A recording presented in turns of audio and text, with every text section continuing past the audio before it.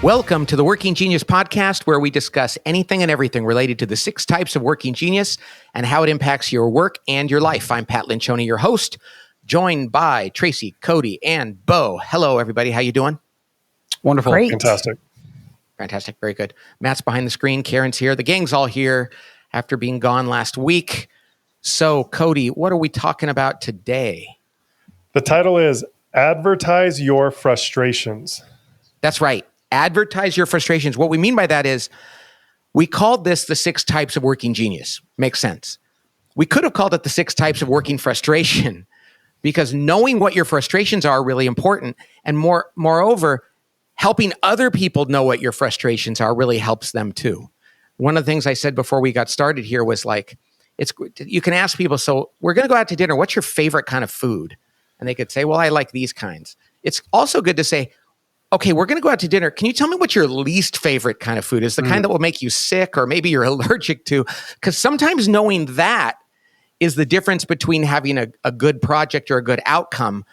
And if we only focus on our geniuses, sometimes we don't get to work in our geniuses, but if we can avoid working in our frustrations, that's a victory as well. So today what we're going to talk about is imagine that we had called this the 6 types of working frustration. And what kind of message would that be? I would say this, Pat. The other thing too is we released the assessment about a year and change before the book. And I remember how much we thought about the subtitle of the book, right? Mm-hmm. We were like, man, what is working genius and what's the aha moments that people have? And I remember a conversation where people kept, a year into people taking the assessment, we had a full conversation about the book subtitle that was basically like, boy, one of the major ahas here is actually about your frustration. So you actually put the word frustration in the subtitle of the book because it's that important for people to know. That was one of the major things, not just walking away with what are the top 2, but boy, man, this explains a lot knowing that my bottom 2 letters are my frustrations. And I have to say, even among the people that I know very well, sometimes I'm like, what are your frustrations again? I can tell you all of their geniuses, but I think it's just as important to understand their frustrations so that I can help them avoid the hardest things sometimes. Mm-hmm.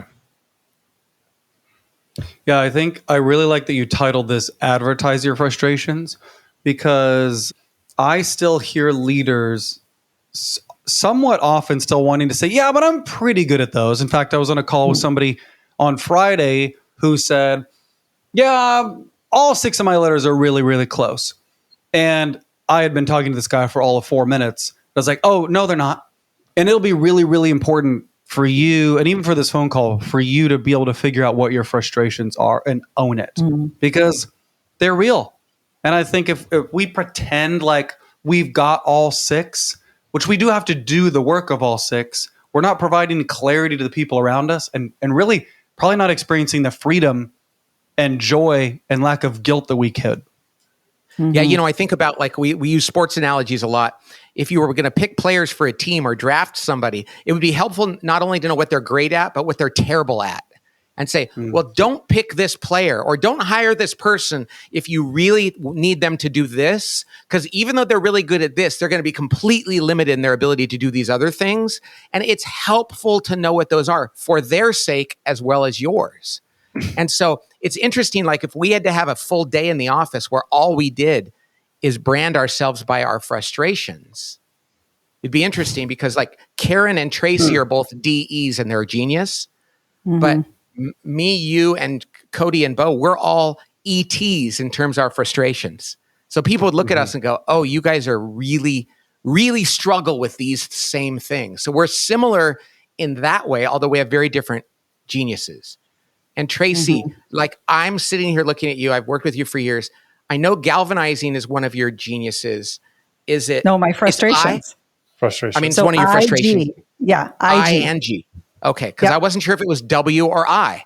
So I've known you, we've worked on this together, but I still am not that clear on that. And it's really helpful for me to understand that. So knowing my frustrations was so liberating for me, Pat, because you and I have worked together for 25 plus years before the Working Genius. And it was interesting, the dynamic we had. You were constantly looking for pushers. You needed someone to galvanize. We didn't have the language for it. And oftentimes you would turn to me and I couldn't do it. And now that I can wear it across my forehead, it's so liberating. Yeah. Yeah. Because otherwise we feel guilty and we're like, why can't I do that? And it's like, okay, Yes. yeah, in a pinch you can do it. But here's why I don't do it, because I am really bad at it, because it drains me of joy and energy. Exactly. And it helps me understand you better too. So I knew G was one of yours. The other one was I, which is crazy because you're so good at discerning my inventions. Yeah, and I've always known, like, I can't come up with original ideas, but I can tell you if it's not a good idea. And that's why you and I work so well together. Originally, I thought I was in my competency because it was sort of, I was confusing the D and the I, because Right. I can come up with I'm creative, but it's out of my discernment, not my invention. Well, and you know what's important about that? This is a side topic, but it's important for people to hear this. D is part of innovation. And just because you might not be in invention, you're extremely innovative, Tracy. And you look at things, you go, hey, we could tweak it this way. And that's different than invention, but it is part of innovation. And I think that's why we often get them confused. Yeah, I love the idea of advertising that, because Tracy's a good example for me. Galvanizing is one of my geniuses. And I have to remind myself, don't forget, Tracy doesn't like galvanizing. So if you don't experience her galvanizing, it's not because of a lack of belief in something or a lack of interest. In fact, if you'll initiate and do a little galvanizing, you'll probably get some enablement. You'll probably get some discernment, because it's not what she intuitively loves to do. I think about how many job interviews have we sat through where we've asked people about what are you not so good at? Or what are you challenged by? What are your weaknesses? And you hear the same tepid answer. I work too hard. I care too much. It's really boundaries. And Working Genius actually gives you language to be able to talk about that honestly and hope. And it's so helpful. Totally. And it's, you think about, like, you and Pat both have invention. In that job interview, it's very likely that for a lot of years you said, hey, I like coming up with new ideas. And probably my downside is that I come up with them even when they're not necessary, which can be true. But it's a whole different thing to be able to say, actually, I'm kind of bad at carrying those ideas all the way through if I don't have help, or someone like Tracy saying, hey, I actually really care deeply about what we're working on from a content perspective, but I'm never going to get up in front of the room and rally the troops around it. I just kind of want to sit there and discern it. I truly believe that, like, if we're interviewing someone, Pat, and and this is not a perfect scenario, but if you could say you only get to know 2 of their letters in Working Genius, you only get to pick 2 of them, right, in the interview process, we might be tempted to say, okay, I'll take the geniuses. I'll try to map the job around their geniuses. It's a close second would be, just tell me your frustrations. And I know based on what would then be your competencies and potentially your geniuses, where to put you. And that's how important the frustration part of this is. Like, really knowing that can prevent a lot of potential disaster. That's so interesting, because I would probably say I want to know one of their frustration, their highest level genius, to the extent that we know that, and their lowest level frustration, the thing that drives them crazy. But you're right. That's a great way to say it, Cody. Laura and I wrote a book years ago, my wife and I, about traveling, how to travel with another person. And one of the things we focused on there is, like, not just what you love to do and all this other stuff, but what's your travel pet peeve? What's the thing that will drive you crazy when you're traveling? Because it's one thing that, like, well, you might not get to do all the things you want to do, but if you can help your partner avoid the thing that hurts them the most. Like, for mine, Laura's was like, if I don't get to eat, if I'm hungry, I get hangry, I get angry and hungry. And for me, it was, if I'm hot and sweaty and I don't get a shower, that's one of my least favorite things. So we would travel and we'd always be looking out for, hey, before we do anything else, the only problem we had when it was like, we have to either eat or you have to get a shower. And so we'd have to choose between the two. But knowing what your frustrations are helps me avoid putting you in a situation at work that's going to really test your ability to persevere. It's funny that you use the food analogy at the very beginning of, like, what is it that you would hate?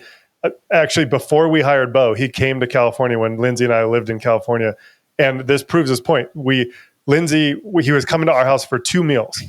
And Lindsay said, hey, how well do you know Bo? What would he eat and not eat? And I was like, I'm sure he'll eat anything. And then she plans out, goes to the grocery store, and one night is going to make burgers with blue cheese on them. And the next night is making shrimp tacos. So Bo's at our house, and Lindsay said, Bo, is there anything you don't like? And I had failed to ask him this question. And he said, blue cheese and shellfish. And my wife thought she was playing a joke on him. She was like, oh, ha, ha, ha. Did Cody tell you what we're having? But that's sort of a funny story. But the idea is like, if I had just said, what is it that you hate? We could have had a bunch of other meals. And this is true about work too. Like you could do a bunch of other things, even your competency you can do kind of well. But the frustration is like blue cheese and shellfish for Bo. What's funny is I'm not at all surprised that you didn't ask him because you're not an ET. Yeah. You're like, oh, he'll be fine. And she asked me to do that, but I've got another thing. I forgot about that. I was working on something else. I'd have done the same thing. We just had a team offsite, and it happened that everybody who had the genius or competency of wonder was sitting on one side of the table, and I was sitting and facing them. And we got about an hour into a conversation where we were doing some like wonder invention.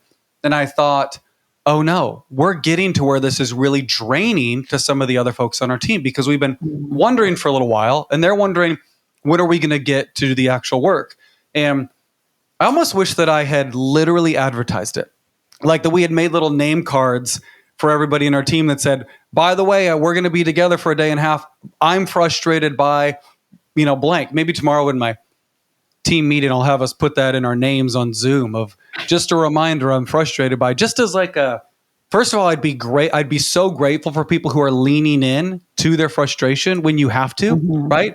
And would be more attentive to their level of joy and energy in the room when maybe there's a project or conversation that they'd like to be able to tap out of. Yeah, I think that's a great idea. I think the point here is we should be just as upfront about the things that steal our joy and energy so other people can help us with that as we are about the things that give us joy and energy, because they're both extremely critical to having the best kind of work experience possible. Yeah, and Karen came up with this title, and then Pat discerned it, the Advertise idea, because I love that, because it is really, we're so prone to want to hide the things that we're bad at from our coworkers. Like that's what we're taught as you're on a team, right? Is, hey, sort of mitigate your weaknesses. Don't let them know that you're not good at those things. And even it's better that your teammates, and mine, Julie did this earlier for me today. We're on a call and she said, oh, don't give that to Cody. He wouldn't be very good at it and he would hate it. Because she knows my frustrations, it's so much better for us to hold those with open hands and talk about them openly rather than try to mitigate them and make our colleagues or friends or even family members think, oh, that's okay. I'm actually okay at that. Karen wrote something down on a sheet of paper here that I saw earlier, but I hadn't said it. And now it totally makes sense. And that is, this is how we build trust. And when you think about that, vulnerability is where trust comes from. And when people can say, yeah, these are not my strengths, you can go, oh, if you're willing to advertise your weaknesses, essentially, that is another reason where I can trust you. Whereas when somebody goes, no, I'm pretty good at all of them, you're like, oh, you're afraid to admit the one. Because if your joy and energy gets stolen from doing something, you really want people to know that. And you should be comfortable saying that. So this is another way to go ahead and build vulnerability-based trust. And Pat, I love the advertise your weaknesses thing. I remember in one of your speeches, I think it's the 5 dysfunctions, you talk about with the leader, that old adage of like, don't let them see you sweat, right? So the leader, like the idea that a leader's job is to make sure that the people they're leading don't see that they're sweating. And then you say, very funny line after that, they know you're sweating before you do, And I think this plays out in this way with Working Genius too, is if you try to hide the fact that you're bad at, Tracy, if you try to hide the fact that you're bad at galvanizing, for example, we all know you're not good at galvanizing. Exactly. It's better for you to advertise it and say, hey guys, by the way, I know I'm not that good at it. because your teammates already know this. My teammates know that tenacity is a struggle of mine. And if I were like, oh, actually, I'm going to get better at that. Instead, we can just work around that in a very, like we can find faster, better ways to work around it rather than frustrate ourselves by moving through it. Yeah, and you'll give more grace to that person as too, because there's going to be times when Tracy has to galvanize, right? But if I know that that's one of her weaknesses, her frustrations, I will give her grace, and I won't be tempted to go like, gosh, doesn't she care? Why isn't she trying? I'm going to go, oh, yeah, this is one of the things that's really hard for her. It doesn't mean I'm never going to ask her to do it, because there are sometimes you just have to.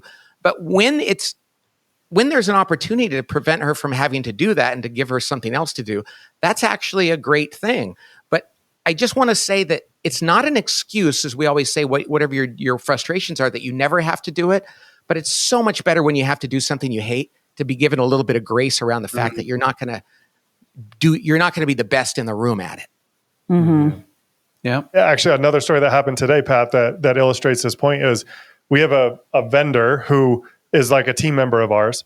And I know his working genius and working frustration. His working genius is wonder and invention. He's great at sort of figuring out what's going on in the environment, what our needs are, and then inventing a good system around it.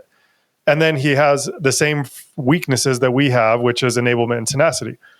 And because he's an extension of our team, he was suggesting there was all these things that I knew would take tenacity work to push across the finish line. And I said, hey, these need to get done. And I'm asking you as our vendor, like, we need somebody to do them. It's not going to be us. So who's going to do them?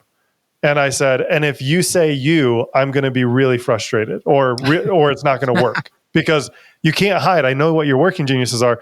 Because really what that does is it only plays out one of two ways. It's either that person kind of grits their teeth and bears it and does tenacity work for long enough until they can't anymore, which is not very long, or they begrudgingly do it because we're asking them to, and it's not very good, and they build resentment. So just being able to surface that in that conversation and say, hey, it's okay that you're not good at that, but if we can't find the right workaround or solution, we're going to have to totally reinvent how we're approaching this.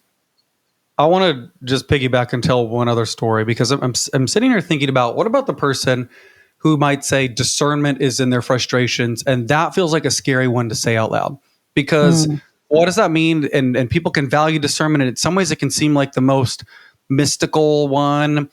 It can get confused with wisdom. So to be able to say that out loud is really, really humble. Well, a couple weekends ago, we were serving at this retreat, and we had invited my mom to come and serve with us. And so we had asked the staff who were going to be there to fill out their Working Genius team map. And we were just talking it through with them and talking a little bit about Working Genius. And from the other room, as I was explaining them, and I got to discernment, I heard my mom say, I have no discernment.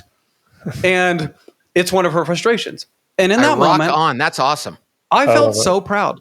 And I think, you know what? Humility builds trust. And when somebody is aware that they have a lack of discernment, even a lack of discernment, that self-awareness builds trust on a team, because I know that you are going to come to somebody with discernment when it comes time to make the decision, because you're aware of the discernment as a frustration. Yeah. That's so interesting. I have a question for you guys. It's very interesting. That was a really good point. I'm thinking about your mom and saying that and how powerful that is. I have a question for you guys. I don't know what the answer to this is going to be. Do you think our frustrations are also pairings, or are they just individual? Like Tracy's her frustrations are the same as Bo's strengths. So would you look at her and say, she's not the evangelistic innovator? Or would you only break it down and say she doesn't like innovation and galvanizing? Interesting. We've talked about this. I don't think it's a pairing. You don't? I don't. No. Matt and I have talked about this. I don't think it's a pairing. That was my initial gut as well, is I'm trying to think of an example of a pairing where I would be like, oh, that's really helpful to see it as a pairing. Mm-hmm. Well, the only thing I would say is this: the last thing you would call Tracy is an evangelistic innovator, right?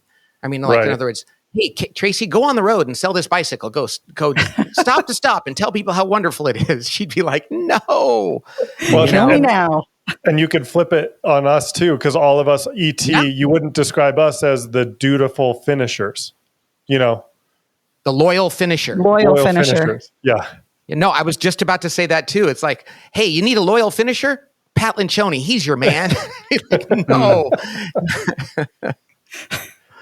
So, though I don't think it applies the same way, I think it's kind of fun to think about it that way.